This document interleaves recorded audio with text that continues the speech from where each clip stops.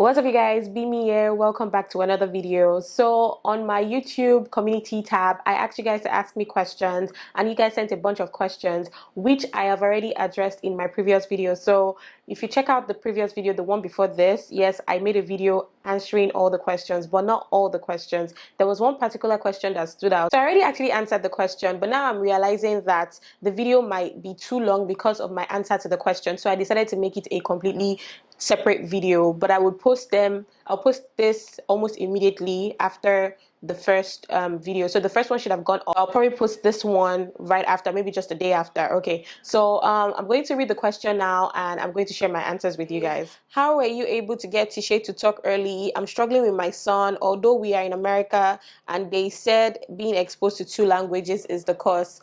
Okay, so for those who are new here, I have a daughter. She just turned 3, literally like 2-3 weeks ago. So she started talking when she was about, I want to say 1 year, 6 months. Yes, a lot of people don't know that my daughter actually didn't start talking on time. Well, compared to her classmates, because she started school quite early. She started like creche, because I work a 9-to-5 job, so I have to drop her off at the daycare. So I remember that, I wouldn't lie, I was a bit worried when I would go to a school and her friends were already, it wasn't just mama, dada. They were like not full sentences, but they were saying words. And at that time, my daughter wasn't. So it worried me a little. So I can kind of understand where this person is coming from. I honestly cannot pinpoint when we started hearing my daughter talk. I can't say this is the day or time that it started, but then she started forming words. And then fast forward to a couple of weeks before she turned 3. I want to say like 3 weeks before she turned 3 last year, maybe sometime in November. I remember I was telling my husband that I don't know, is it because she's about to turn 3? Because her vocabulary completely changed. Like, she was saying words that I didn't expect her to say. She was forming like she talks normally. Like you can actually have a conversation with her. Like, you understand what she's saying and she understands what you're saying. And this was when I was kind of worried about her at the early stages. So I think what I learned from that experience was that you might be the one looking at the milestone and saying, oh, my daughter or my son should have hit this milestone already. But then when they're ready, they're just going to do what they have to do. I also see that you added that maybe it's because you're exposed to 2 languages. So maybe you're speaking your native language and English language. Personally, your doctors might be right, but I don't think a child being exposed to 2 languages will make them not talk on time. Because I have seen even here in Nigeria, I have seen children that speak both languages. Children, like, they understand when their parents are speaking to them in their native language, and they understand when you're speaking to them in English. You've seen a lot of like Indian kids and Chinese kids, and they understand their language. I watch South Korean dramas a lot. I watch K-dramas a lot, and I can see that they understand English and they also understand their language. I even think being exposed to 2 languages at the same time in their early stages will help them a lot. Because imagine me, I'm just imagining myself now trying to learn French from scratch. Like, those that have been doing it for jackpot purposes, I give you I give you bum because you people are the real MVPs. Because it's so hard when you've already grown up to start learning a different language. I was exposed to 2 languages as a child. My parents were always, in fact, I would say 3 languages, because my parents are from Ekiti State. Ekiti speaks a different dialect of Yoruba. So I can speak Yoruba, I understand Yoruba, I can speak Yoruba, I can speak English, I understand English. I cannot speak my parents' dialect, but I understand. So if an Ondo person talks to me, or an Ekiti person talks to me in their dialect, or an Ilesha person talks to me, I understand. You can't sell me, you can't carry me away, I understand. But I may not be able to twist my mouth or my tongue to speak that language. Do you understand what I mean? I would also say that what had helped us was, in my opinion, I'm not sure, she got exposed to a lot of TV shows. So we try as much as possible not to let her watch the likes of Coco Melon. We try as much as possible not to let her watch all those baby shows. So she watches a lot of older kids shows. So maybe like Miss Rachel. In fact, Miss Rachel didn't do a lot for us. I know Miss Rachel is a popular thing everybody is talking about right now, which is Songs for Littles. Miss Rachel didn't really help us. I think she doesn't really like Miss Rachel. But you see shows like Mika and Blippi. Yes, Mika and Blippi helped a lot. There's this show on Netflix, Gabby's Dollhouse. Hey Gabby, take us to the dollhouse. That she loves that show, and I think that show is even for maybe like kids that are 5 and above. She watches that. She watches a lot of Dora. Yes, Dora was a thing the whole of last year. That's why her birthday cake was Dora themed cake. She watched a lot of Dora. So whenever Dora is saying should we go to the mountain, I hear my daughter responding yes. Or when Dora says when you see swiper, shout swiper no swiping, and then I hear my daughter say swiper no swiping. So she follows along. So I would say maybe not let your kid watch the baby shows anymore, like Coco Melon, my own personal opinion. I would say maybe let them watch more grown-up shows. So like I said, Dora, Gabby's Dollhouse. Miss Rachel is very common, songs for littles, but it didn't work for us. I'm not even going to lie, it did not work for us at all. But if it works for you guys, that's great. And I know that like a whole lot of people believe that screen time is from the devil. Screen time should not even be in a child or a baby's dictionary at all. They shouldn't even have any access to any type of screen time. But personally,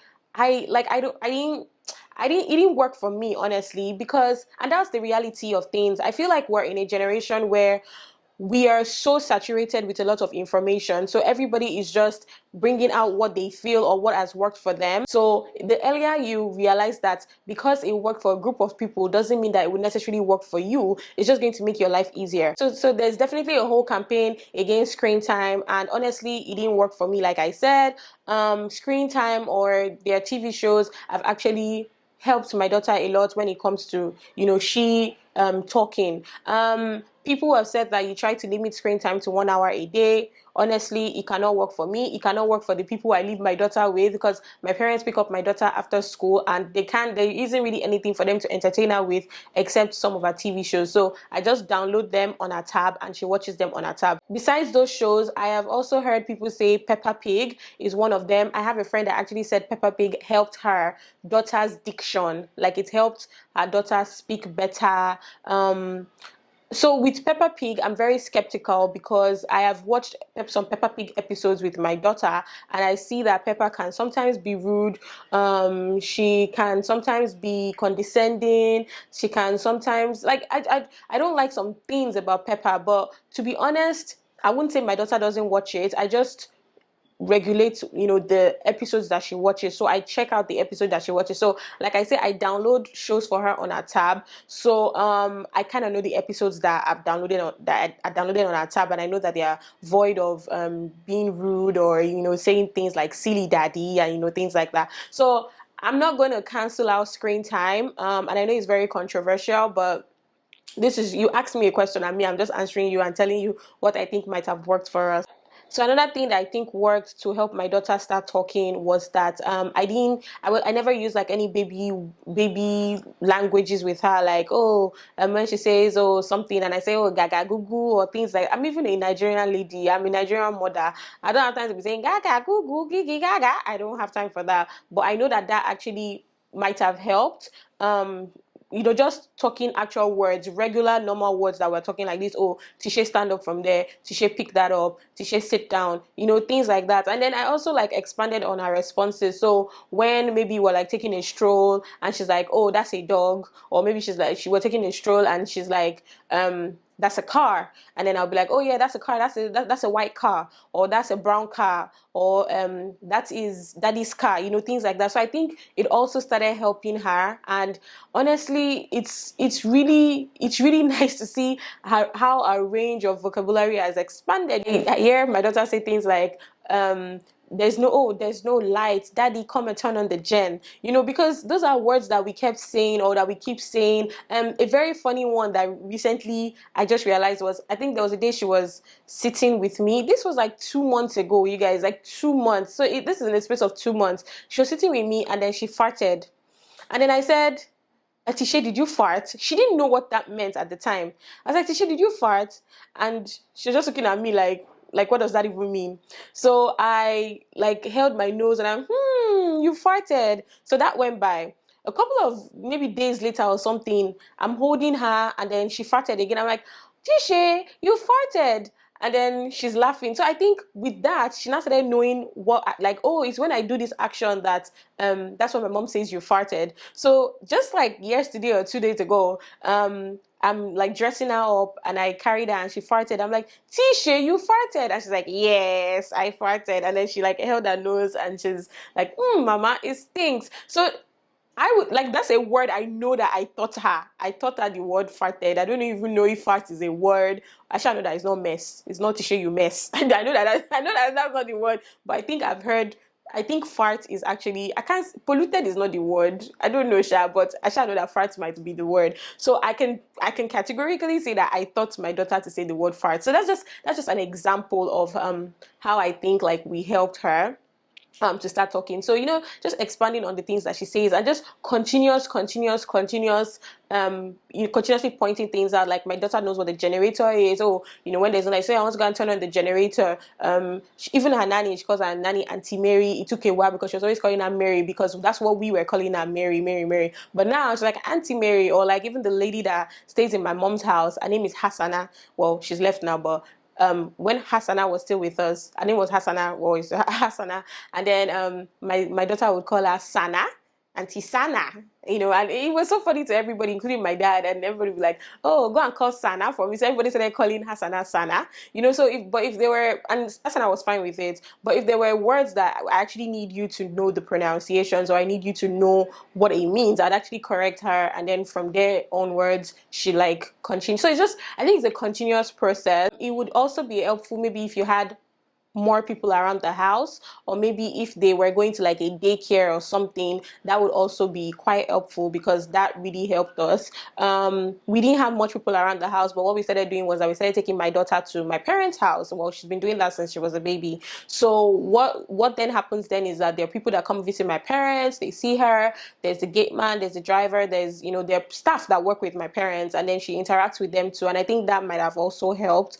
So maybe you don't just let it just be you, your husband, and the child. Let the child interact with other people. My daughter goes to church. Well, we go to church, and when she goes to church, she goes to Sunday school. So she's in the children's department. So she's in the children's department by herself, and she enjoys the place. They play Christian music for them. They tell them Bible stories and all that, and she quite enjoys the place. So maybe you would have to take your child out more to be with more people. Also, my child is the first child. She's the firstborn. So they always say that when you have an older child and you have a second child, the second child will start talking faster than the first child because there's already somebody that was already talking before them. But when is a situation whereby it's just your child and there is no other sibling, then it might pose a little more challenge. And that's what I think I told myself then, that you don't need to worry. This thing is just because Tisha doesn't have an older person or an older sibling before her. So I am hoping and praying, and I know that by the time I have my second child,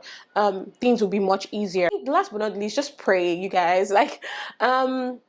Just pray. Like, you cannot go wrong with prayer. Like, what's the worst that can happen? Prayers work, you guys. Like, prayers they do a lot, and you might think that it's the littlest of things, it's the flimsiest of things. You guys, it's not the flimsiest of things.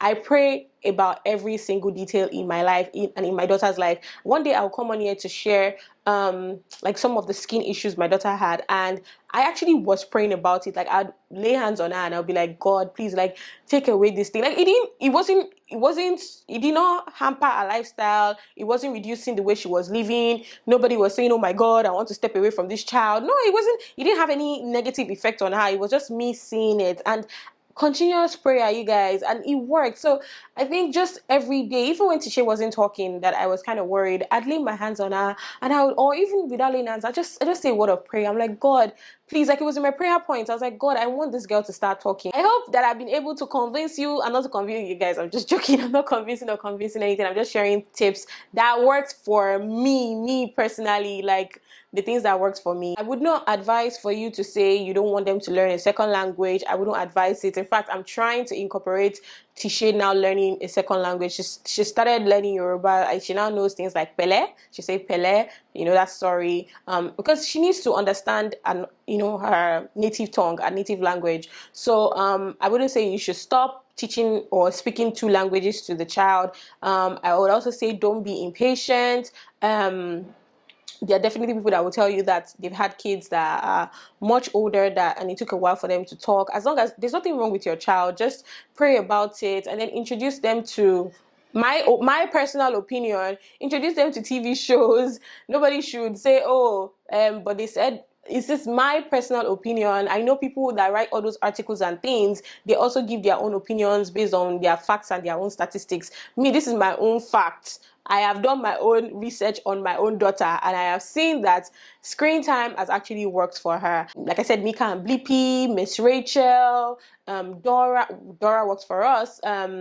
What else? Gabby's Dollhouse. There are a bunch of them. There's Alpha Blocks. There's Number Blocks. There are also Christian TV shows or Christian cartoon shows on YouTube and the rest that you can introduce your child to if you're a Christian and you want them to start getting into that mood of learning memory verses and saying positive affirmations in the Bible for themselves. So yeah, I decided to make this a separate video because it was too long, like I said earlier, and I really just wanted to add so many other things to it and just expand on it and let people that are out there that need answers to these questions to understand it. So those are the tips that worked for me, that helped my daughter start talking early, and I'm thankful to God that it all worked out. Hopefully you guys get something out of it that helps a lot. All right, thank you guys so much for watching.